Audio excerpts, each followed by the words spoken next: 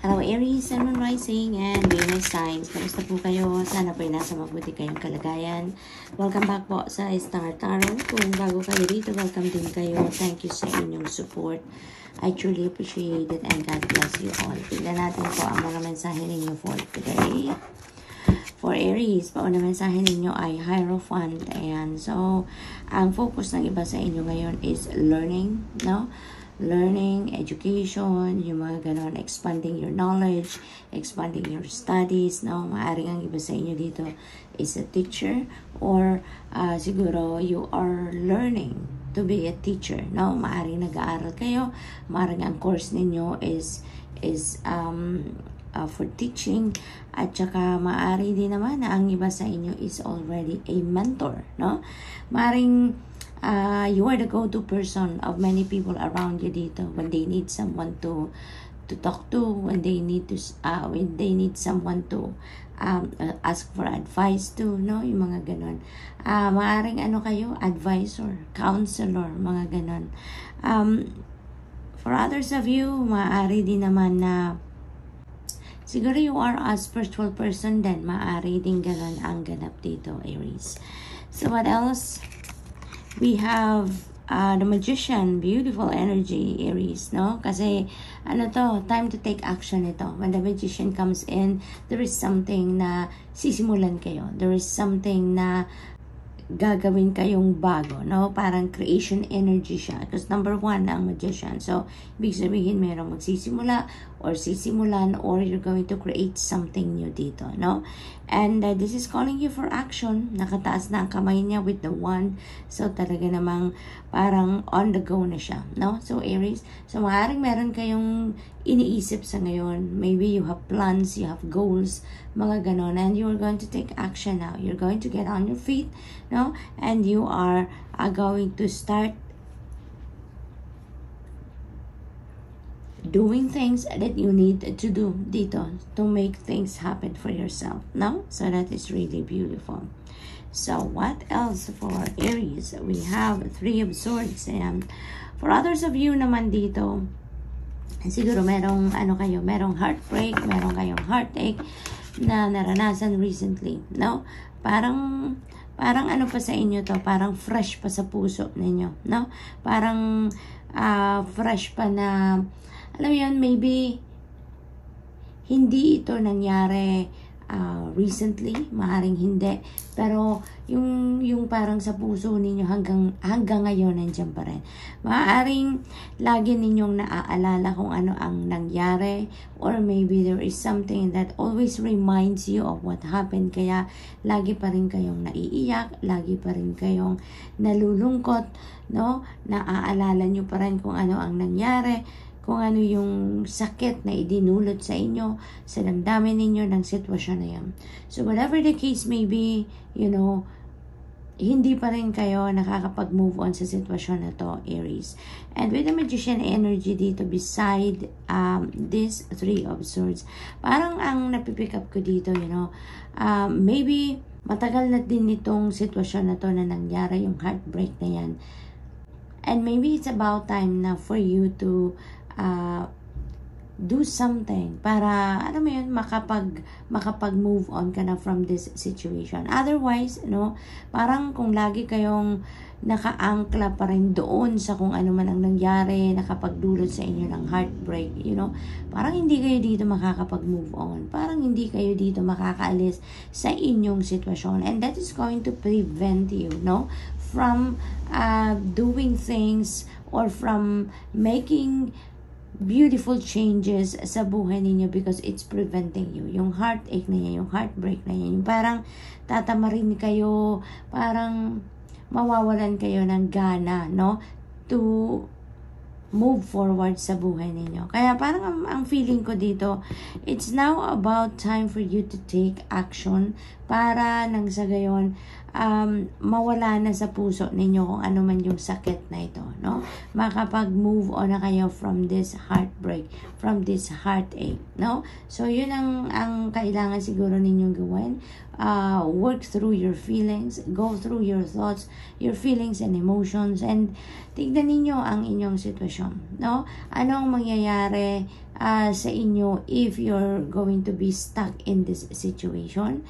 What's going to happen sa buhay ninyo if you will start taking action na towards acceptance or towards forgiveness, no? Yung mga ganong sitwasyon. So that, hindi na kayo ma-stuck sa ganitong, kinalalagyan ninyo na because it might prevent you talaga. Yan na napipick up dito Yung heartbreak na to might prevent you from moving on, no? So, what else, Aries? We have the High Priestess. Ayan. So, always listen to your intuition, no? Always listen to your intuition because it will always lead you to the right direction, no? So, maaring meron dito mga gabay, divine guidance na pinapadala sa inyo ng divine universe, and it's for you to take action. And it's for you to access that message, no? Nang sa gayon, makapag-take action ka na kung ano ang dapat ninyong gawin na ngayon, kung ano na ang next move ninyo, no? Maaari din na meron kayo ditong mga panaginip, no? Maaari na may napapanaginipan kayo, and those are guidance, no? Those are guidance for you. Maaring hindi ninyo na-access yung mensahe sa inyo ng divine universe through your intuition, kaya dinadaan ngayon ng Panginoon sa inyong mga panaginip, no? Ang mensahe para sa inyo. Kaya make sure po na na pag naalala pa ninyo ang kung ano man ang elemento na napanaginipan ninyo, no? Make sure na i-decode po ninyo yan so that that could be your reference or that could be your gabay sa mga susunod ninyong gagawin or kung ano man ang mga kailangan ninyong gawin sa ngayon. So, Aries, that's all I have for you for today. I hope nakatulong ang mga mensaheng ito in some way. Thank you for watching. Love and light. Namaste. Hello Leo, Sun, Moon, Rising, and Venus signs. Kamusta kayo? Sana po nasa mabuti kayong kalagayan. Welcome back po sa Star Tarot. Kung bago kayo rito, welcome din kayo. Thank you sa inyong support. I truly appreciate it and God bless you all. Tingnan natin ang mga messages ninyo for today, Leo. We have the moon energy. Ayan, this is about dreams. This is about intuition. Messages for you from the divine and from the rest of the spirit team ninyo, no? Maaari Leo na may mga panaginip talaga kayo lately. At napakahalaga na i-decode po ninyo ang ibig sabihin ng mga elements na napapanaginipan ninyo, no? Because that is your guidance from the divine, from your angels, from your spirit guides, and even from your loved ones na nag-pass on the other side, no? So make sure na i-decode ninyo ang ibig sabihin ng mga elements na panaginipan ninyo because that is your guide. That is your reference para sa inyo. Para ma-inspire kayo kung ano or mag-guide kayo kung ano na ang susunod ninyong gagawin or what is the right thing to do, no? Yung mga ganon. Intuitive messages as well, no? Meron din pinapadala sa inyo ng mga intuitive messages. So, maaari talaga Leo na maybe you're asking for sign, maybe you're asking for guidance, you're asking for enlightenment or clarity, at pinapadalhan kayo ng kasagutan dyan, through your intuition and through your dreams. So, pay attention to those areas, no? So, what else? We have Page of Cups, beautiful energy, kasi parang dito, kikiligin, may kilig factor dito for you, Leo.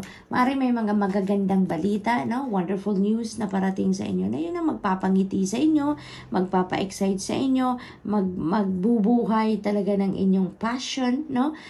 This is going to be fun. This is going to be a fun period for you, Leo, no? Kasi maaaring may mga magagandang opportunities na parating sa inyo. Yun ang mga magagandang balitang parating. Or it could be mga imbitasyon, no? Maaaring merong okasyon ng mga kaibigan ninyo, kamag-anak, katrabaho, that you will be invited to. Kaya maaaring matagal-tagal na din kayong hindi nakakadalo sa mga okasyon, sa mga party, yung mga ganon. And maybe also you didn't have time to catch up with friends and family in the past, no? Or recently. And ngayon, ito parang may excite kayo dito kasi at least may pagkakataon na kayo ngayon, no? To catch up with them. So, enjoy nyo na lang yan, Enjoy nyo yan kasi ito din yung pagkakataon ninyo to have fun, no? Makapag-unwind din kayo. So, we also have the Knight of Cups. Ayan. So, most likely, dito sa mga pupuntahan ninyong party, sa mga pagtitipon na pupuntahan ninyo, social gatherings, maybe makilala nyo dyan yung inyong potential na maging boyfriend or girlfriend, or potential na maging asawa, no? Who knows, diba? Kasi dito sa Knight of Cups, there is someone na parang didiskarte sa inyo. Someone is going to ask you out on a date, no? Meron ditong mag-make a move, kumbaga, para siguro magparamdam ng romantic interest sa inyo dito, Leo, if you are single, no? Maaring meron ditong mandiligaw sa inyo, maaring meron ditong dati nang tinitignan-tignan ka, tinatanaw-tanaw ka, may romantic interest sa iyo, but maybe in the past walang lakas ng loob magsabi, but ngayon, there is an opportunity dito para dyan sa taong yun, kung sino man yan, na magpahayag ng kanyang nararamdaman sa inyo. Or Leo, it could be, this is you as well. Maaring ikaw to na meron nililigawan, or merong liligawan, or you're going to make a move na sa ngayon, maaari din gano'n, no? So definitely, there is an offer of love dito for some of you. And also, maaring merong marriage proposal na dito na matanggap ang iba sa inyo dito. If you have a person na sa ngayon, So, we have Three of Pentacles, beautiful energy, lalo na in terms of your career, no, trabaho, kasi this is the beginning of your success, Leo. This is the beginning of your success. Maaaring meron ka talagang ngayon, pinagtatrabahuan, pinagsisikapan ngayon, no? Maaaring proyekto yan, trabaho ninyo, whatever it is na talagang yung goal ninyo is to succeed. And you will succeed, no? You will succeed. Ito na yung simula ng pag-akyat mo sa ladder of success, no? Maaari din na lalabas talaga dito yung inyong mga talento, mga skills, mga gifts ninyo, and maybe you're going to share that also with other people, no? Or maaari din naman dito na merong makikipag-collaborate sa inyo, makikipag-partner sa inyo, no? So there is partnership as well dito. Leo. So, good luck. And that's all I have for you for today. I hope nakatulong ang mga mensaheng ito in some way. Thank you for watching. Love and light. Namaste. Hello, Sagittarius, Sun, Moon, Rising, and Venus signs. Kamusta kayo? Sana po nasa mabuti kayong kalagayan. Welcome back po sa Star Tarot. Kung bago kayo dito, welcome din kayo. Thank you sa inyong support. I truly appreciate it. And God bless you all. Tingnan natin ang mga messages ninyo for today. For Sag, pauna mensahe ninyo ay Two of Swords. Ayan. So, nasa gitna kayo dito ng indecision. No? Meron kayong indecisiveness dito. Maybe hindi pa konkreto para sa tingin ninyo dito ang basehan ng iyong pagdedesisyon, no? Maaring nalilito pa kayo, or maybe you have too many choices siguro na nasa inyong harapan, kaya medyo magulo din ang naiisip ninyo, no? Hindi kayo hindi ninyo ma-figure out which way are you taking, no? Ano ba? Left ba? Right ba? Option 1 ba? Option 2? Mga ganon, ano? And ngayon parang tingnan niyo yung babae, naka-cross na yung arms niya in front of her heart, no? So parang tsaka tinatakpan niya yung mga mata niya. So parang sinasabi siguro ng iba sa inyo dito, Sagittarius, na teka lang, pahinga muna ako, step back muna ako dito. Hindi muna ako magdedesisyon, no? It's either kulang pa yung impormasyon din ninyong hawak ngayon, or maaring napagod na kayo kakaisip, no? Kung ano yung dapat na gawin ninyong desisyon, kaya mag-step back muna kayo, no? So parang napagod talaga ang na-pick up ko dito, parang napagod na kayo kaiisip, muni-muni siguro, no, kung alin ang mas dapat, alin ang mas mabuti, no, para sa inyong sitwasyon. Kaya ngayon, no, walang decision muna, no, hindi muna kayo magde-decision. But when you are ready to make a decision, Sagittarius, if you feel like you're ready, no, mahalaga din dito na konsultahin ninyo ang inyong intuition, no. Always listen to what your intuition is telling you, because that is going to lead you to the right direction. It will always lead you to the right choice, no? Sag, kaya yun ang mahalaga. Wag ninyong gawing sobrang bigat ang sitwasyon na to because you don't have to carry it all, no? Mayroong makakatulong sa inyo. Ang divine universe is always there. Your angels always there. So just ask for guidance, no? And listen to their answers, no? Through your intuition. So what else for Sag? We have 10 of Cups. Napakaganda.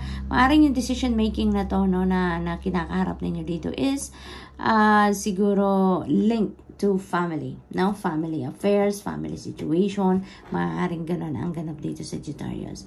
So 10 of Cups, this is really beautiful because this is happy family. This is domestic bliss. This is a family na talagang may contentment na, may satisfaction na nararamdaman ng bawat isa, may harmony, no? Very loving ang bawat isa. This is like almost perfect na pamilya, no?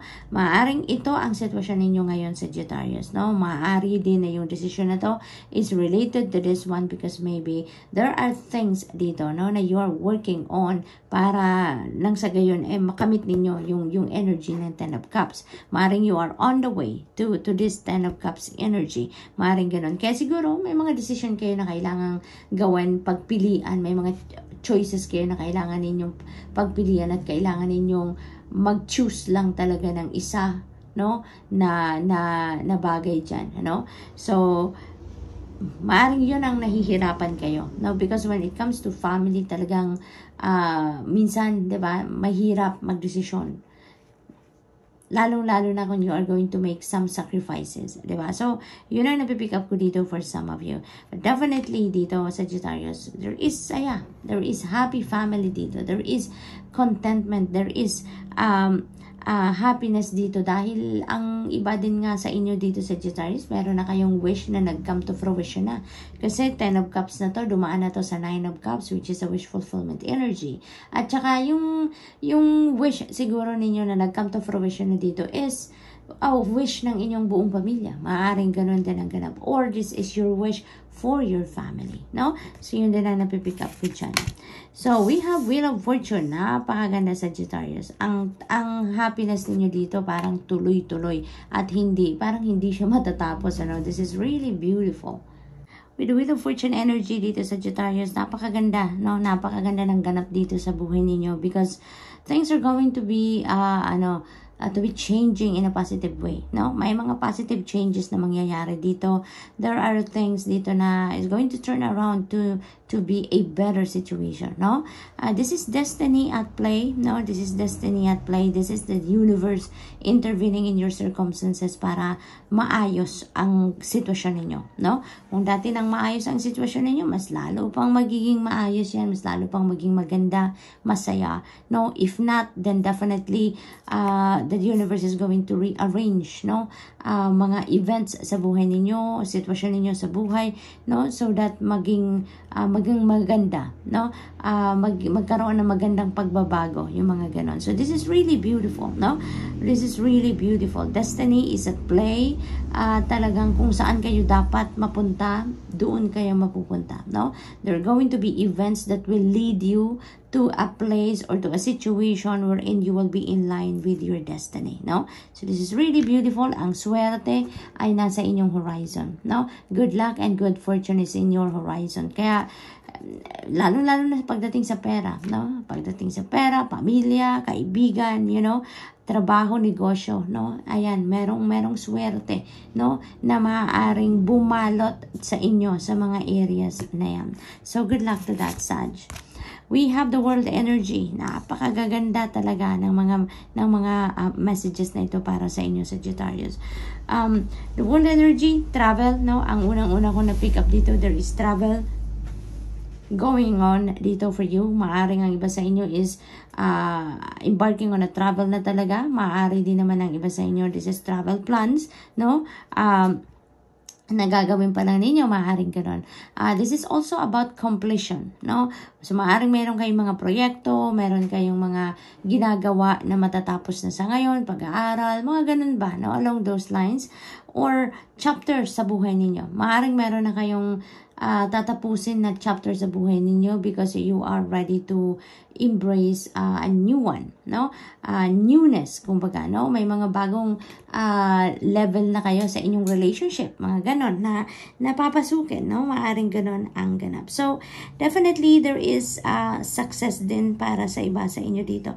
Maaring yung mga pag-aaral na ninyo yan, trabaho, mga task ninyo sa trabaho, proyekto, mga ganon. Maaring you're going to finish that up sa ngayon with flying colors. Talagang tagumpay, no? Magtatagumpay kayo sa mga sitwasyon na yan. Kaya this is time also for celebration, no? Sag, this is also a time for celebration of your successes. Kaya i-enjoy ninyo yan bago kayo magsimula ng new beginnings na to, ng mga new chapters sa buhay ninyo na kakaharapin ninyo, i-celebrate ninyo, be grateful, i-enjoy nyo muna ang inyong mga successes, i-enjoy nyo muna yung mga victory dito na nakamit ninyo, no, whatever that is. So, good luck, Sag, and that's all I have for you for today. I hope nakatulong ang mga mensaheng ito in some way. Thank you for watching. Love and light. Namaste.